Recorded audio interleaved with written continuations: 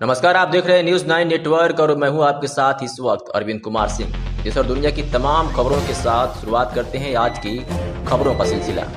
अभी खबर आपको मुजफ्फरनगर के सदर ब्लॉक स्थित चांदपुर गांव की दिखा रहे हैं, जहां डीएम सेल्वा कुमारी जे ने औचक निरीक्षण किया। जैसे ही गांव में डीएम पहुंची, गांव के प्राथमिक विद्यालय में ग्रामवासियों का जमावड़ा लग गया और अपनी अपनी समस्याएं डीएम को बताने लगी। वही डीएम ने ग्रामवासियों की समस्याओं को सुनकर तत्काल मौके पर ही संबंधित अधिकारियों और ग्राम प्रधान को दिशा निर्देश देकर समस्याओं का निवारण किया। वही डीएम ने किसानों को कहा खेत में पराली न जलाएं, वह नहीं चाहते किसी किसान को नुकसान पहुंचे। नमस्कार। अब तक पूरे जनपद में 24 किसानों पर मुकदमे दर्ज किए गए हैं। वही किसानों की सबसे बड़ी समस्याएं रोड पर पेपर मिलों के द्वारा फैलाए जा रहे प्रदूषण को लेकर थी, जिनका डीएम ने कहा कि इन समस्या को निदान अवश्य कराया जाएगा, नहीं तो मिल कर्मियों के खिलाफ कार्रवाई की जाएगी। डीएम ने गांव में बन रही सड़कों का निरीक्षण किया और ठेकेदार को कहा कि अगर सड़क निर्माण में कोई त्रुटि मिली तो जेल जाओगे। वही डीएम ने ग्रामवासियों को कहा कि आप लावारिस पशुओं के लिए अपने घर में व्यक्तिगत गौशाला बना सकते हैं, जिसका खर्च सरकार देगी और डॉक्टरों द्वारा फ्री चेकअप भी सरकारी ही कराई जाएगी। आपकी निजी पशुओं का भी सरकारी डॉक्टरों द्वारा मुफ्त इलाज हो सकेगा और किसानों को व्यक्तिगत गौशाला के लिए मुआवजा भी मिलेगा। ये जन संपर्क अभियान हम लोग शुरू किए हैं, सितंबर 1 से चल रहा है।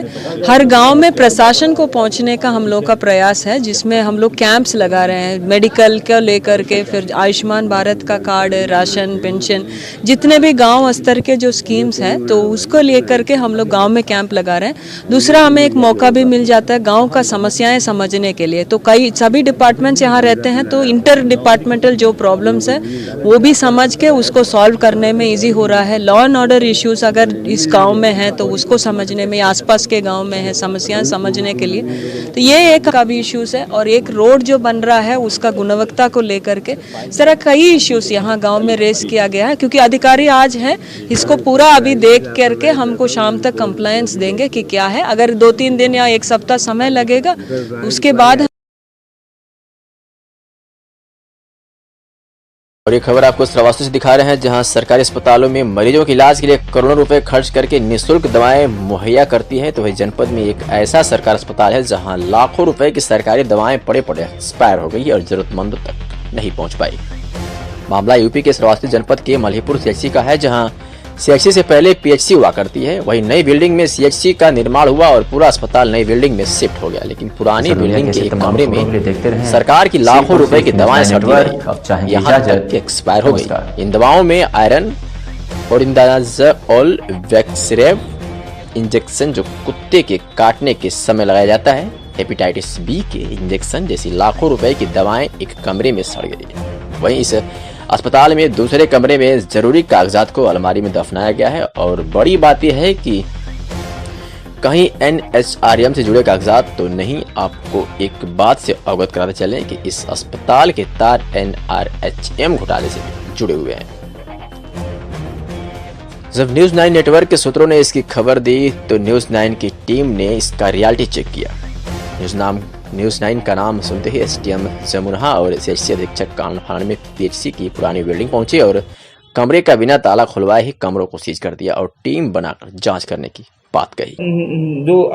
जो तथाकथित रूप से जो दवाएं बंद हैं वहाँ पर, वो पुरानी हैं, वो उनको किस समय की हैं, कब आई थी, अवलोकन का परीक्षण करके कौन समय तैनात था, इसका दायित्व निर्धारित करवाएंगे और दायित्व निर्धारित करवाने के बाद हम उन्हें दंडित करेंगे। क्या कार्रवाई आप करेंगे? यही कार्रवाई जो मैंने आपको अभी बताया है, हम इसकी जांच करवाएंगे। जांच करवाने के बाद जिस समय की वो दवाइयाँ हैं जब वो आई थी, उसके हिसाब से वहाँ उस समय कौन कौन तैनात था, किन परिस्थितियों में वो वहाँ वितरित नहीं की गई या वहाँ डंप हो गई, इन सब की जांच करवा कर जिसके ऊपर दायित्व निर्धारित होगा उसके ऊपर की खबरों से संज्ञान लेकर हमने आज यहाँ जांच की है और सीएचसी प्रभारी के साथ कुल मिला के कुछ दवाएं वहाँ डंप मिली हैं, लेकिन क्या स्थिति में क्यों रखी गई इसकी जाँच होना जरूरी है, इसलिए अभी उस कमरे को सील कर दिया गया है। ये खबर आपको हम उत्तर प्रदेश के हरदोई जनपद से दिखा रहे हैं, जहां जनपद में फर्जी डिग्री लगाकर नौकरी करने वाले शिक्षकों पर प्रशासन ने शिकंजा कसना शुरू कर दिया है। एसआईटी की जांच रिपोर्ट आने के बाद जनपद में उन सभी शिक्षकों का चिन्हित कर तत्काल प्रभाव से उनका वेतन रोक दिया गया है और एफआईआर के आदेश भी दिए गए हैं। साथ में अभी तक उन्होंने जितना वेतन बेसिक शिक्षा विभाग से प्राप्त किया है उसके भी रिकवरी करने के आदेश दे दिए गए। ऐसे कुल 16 शिक्षकों को जनपद में चिन्हित किया गया था, जिसमें 10 शिक्षकों ने हाई कोर्ट से स्टे प्राप्त कर रखा है। वहीं 6 शिक्षकों के खिलाफ बेसिक शिक्षा अधिकारी के द्वारा बर्खास्त करने की कार्रवाई कर दी गई है। सिटी मजिस्ट्रेट गजेंद्र कुमार ने बताया कि आगरा जनपद के डॉक्टर भीमराव अंबेडकर विश्वविद्यालय से 2004-05 में बीएड सहित सभी फर्जी प्राप्त कर बेसिक शिक्षा विभाग में शिक्षक की नौकरी प्राप्त कर रखी थी। जब बेसिक शिक्षा विभाग की ओर से इन सभी के अभिलेखों को सत्यापन के लिए आगरा विश्वविद्यालय भेजा गया था, सभी फर्जी पाए गए, जिसके बाद जांच के एसआईटी को सौंप दिया गया। एसआईटी की रिपोर्ट प्राप्त होते ही बेसिक शिक्षा अधिकारी हेमंत राव के द्वारा इन सभी क्षेत्रों को बर्खास्त कर दिया गया है और सभी खंड शिक्षा अधिकारियों को आदेश दिया गया है कि संबंधित थाने में इन सभी के खिलाफ एफआईआर दर्ज कराई जाए।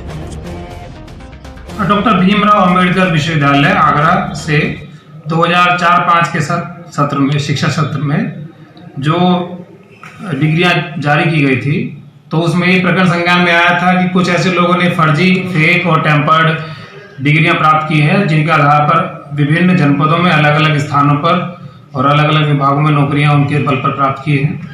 तो उसके विरुद्ध जो एसआईटी की जांच गठित की गई थी, जिसकी जांच रिपोर्ट जब प्रस्तुत हुई है, तो उसमें जनपद हरदोई में कुल 6 ऐसे प्रकरण संज्ञान में आए हैं, जिनके विरुद्ध तत्काल वेतन रोकने के लिए और उनके विरुद्ध प्राथमिकी दर्ज कराने के लिए और उनके विरुद्ध जो उन्होंने जो सैलरी ली है उसके रिकवरी के लिए नोटिस जारी किया गया तत्काल, और संबंधित खंड शिक्षा अधिकारियों के द्वारा आज उनके ऊपर प्राथमिकी दर्ज कराई जा रही है।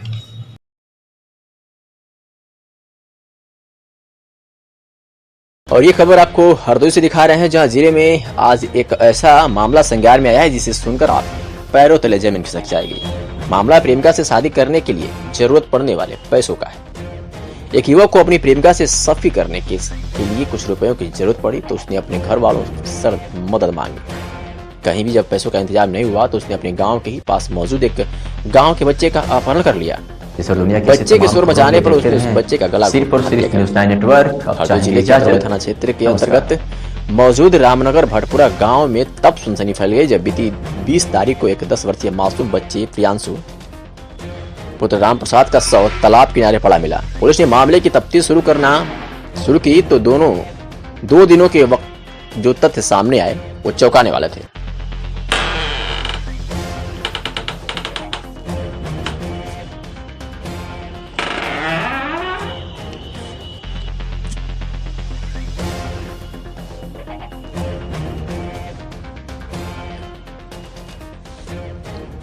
पुलिस ने जब मामले की तफ्तीश करना शुरू किया तो 2 दिनों के वक्त जो तथ्य सामने वो चौंकाने वाले थे।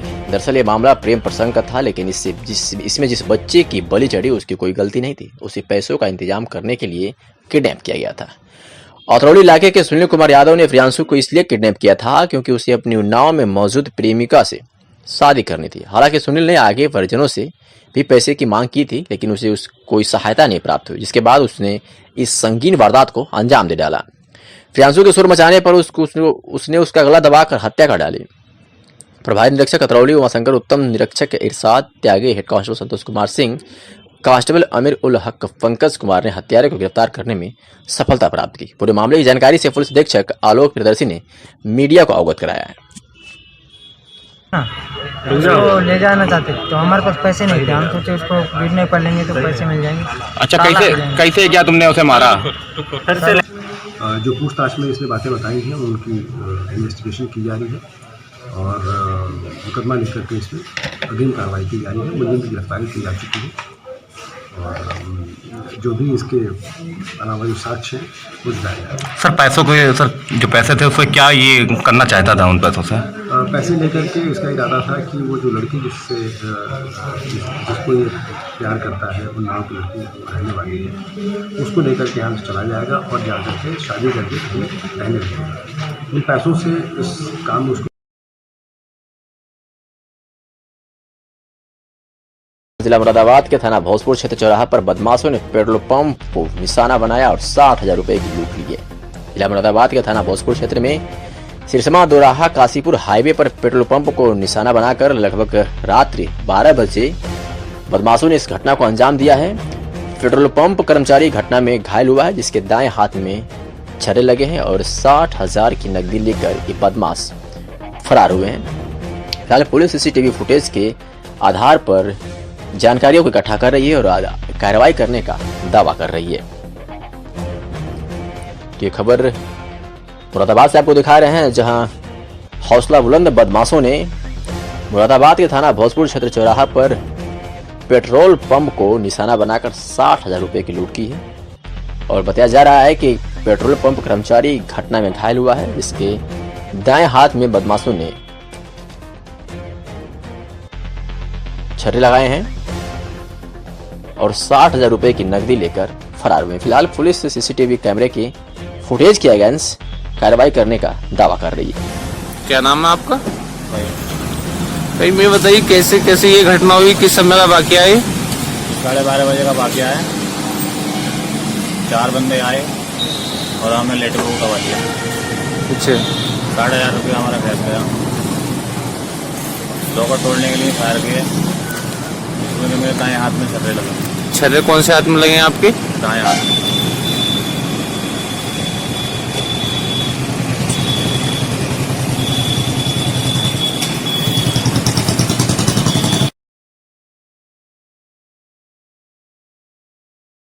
उन्नाव के सफीपुर सरकारी विद्यालय का नाम सुनते ही आंखों के सामने एक ऐसे परिसर की छवि बनती है जहां बच्चे तो अधिक संख्या में मिल जाते हैं, लेकिन उनके विकास के लिए सभी मूलभूत सुविधाएं दूर दूर तक दिखाई नहीं देती। ऐसा ही एक विद्यालय सफीपुर के अंतर्गत राजकीय बालिका इंटर कॉलेज का है, जहां बच्चों की संख्या अधिक है लेकिन सुविधाएं 9 के बराबर है। मुख्य रूप से यहाँ किसी प्रकार की समस्याएं हैं। पूछने पर प्रधान शिक्षिका श्रीमती रचना निगम ने बताया कि बच्चों ने पूर्व में इस विद्यालय में रही शिक्षिका अंजू राठौर के उकसाने पर बच्चों ने कदम उठाया और एसडीएम को शिकायती पत्र देकर मुझ पर धन उगाही का आरोप लगाया था, जो कि बेबुनियाद है। उन्होंने ये भी बताया अगर किसी को भी शंका है तो विद्यालय की जांच करवा ली जाए। यहाँ 5 शिक्षकों का स्टाफ है, जो कि शिक्षा स्तर सुधारने के लिए काफी कम है। उन्होंने बताया कि विद्यालय में सफाई कर्मी न होने से काफी दिक्कतों का सामना करना पड़ रहा है। इतना ही नहीं, मंगलवार को विद्यालय की कुछ छात्राओं ने ज्यादा फीस लेने का आरोप एसडीएम ननकू को लिखित शिकायती पत्र देकर लगाया था। जो पैसा लिया जाता है वह अभिभावकों की सहमति से लिया जाता है, जो विद्यालय की सफाई और सफाई कर्मियों पर खर्च होता है, क्योंकि विद्यालय परिसर में शासन द्वारा कोई सफाई कर्मी नियुक्त नहीं है। विद्यालय स्टाफ की ओर से यह भी कहा गया है कि विद्यालय जिन मूलभूत सुविधाओं से वंचित है, इसकी लिखित शिकायत शिक्षा विभाग व शासन को दी गई है, लेकिन आज तक कोई कार्रवाई नहीं हुई। समिति का गठन करते हैं, जो कि सारे अभिभावकों की उपस्थिति में इसका गठन किया जाता है। जितने उपस्थित होते हैं उनमें से ही उनका गठन करके और विद्यालय के वेलफेयर के लिए जो भी खर्चे हो सकते हैं, जैसे कि टीचर की कमी है तो उसको पूरा किया जाता है, चपरासी की कमी, सफाई कर्मी की कमी, इनको दूर करने के लिए इस मद का उपयोग करा जाता है। मैम किसी के भड़काने से बच्चों ने आरोप लगाया क्या? मुझे तो लगता है सर कि मेरे विद्यालय में एक अध्यापिका का यहाँ से संबद्धीकरण हुआ। उस संबद्धीकरण को हटाने के लिए उक्त शिक्षिका के द्वारा ही बच्चों को भड़काने का कार्य और उनके ये इस प्रकार का प्रार्थना पत्र लिखवा करके मेरे खिलाफ साजिश की। मैम वो अध्यापिका जो है वो पहले क्या यहाँ कार्यरत थी? वो अध्यापिका पिछले 2 वर्ष से यहाँ पे कार्यरत है।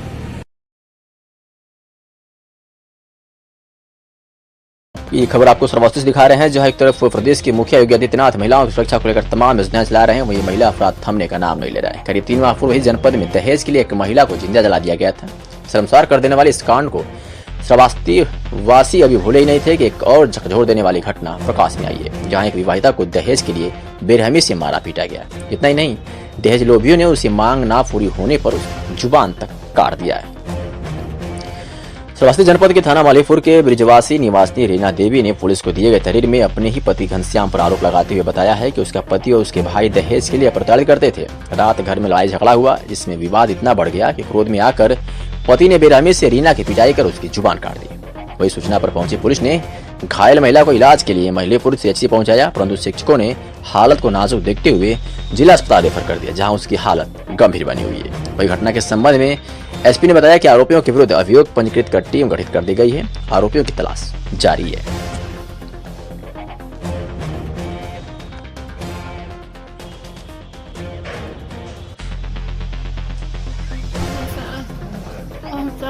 गाड़ी जवाब ने और 1 लाख रुपया तो हम कहें देवे बेटा 5-6 चक्कर से मारे से हम अपने बाप मुहताज नहीं कहें से कहीं तो झगड़ा हुए तो कब से मारे से तो जबान में बांस काट रहे से मारे। थाना मालीपुर के जमुनही ग्राम में एक महिला ने अपने पति पर आरोप लगाया है कि वो उसके साथ मारपीट किया और उससे दहेज मांगने की बात को लेकर के उसको काट लिया था, जिससे उसके जीभ में चोट लग गई थी। उसको उसके परिजन तत्काल अस्पताल ले गए थे, जहां उसका इलाज हुआ। इस संबंध में थाना पर जैसे ही सूचना प्राप्त हुई, तत्काल अभियोग पंजीकृत करके और अभियुक्त की गिरफ्तारी के लिए टीम लग करके तलाश कर रही है। उसकी शीघ्र गिरफ्तारी कर ली जाएगी।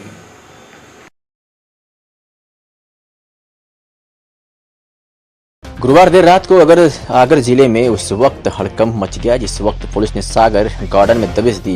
मुखबिर की सूचना पर दी गई बर्थडे पार्टी मनाते हुए आगर नगर में जिम्मेदार नेताओं और रसूखदार लोग 2 महिलाओं के साथ रंगरलिया मनाते हुए पाए गए।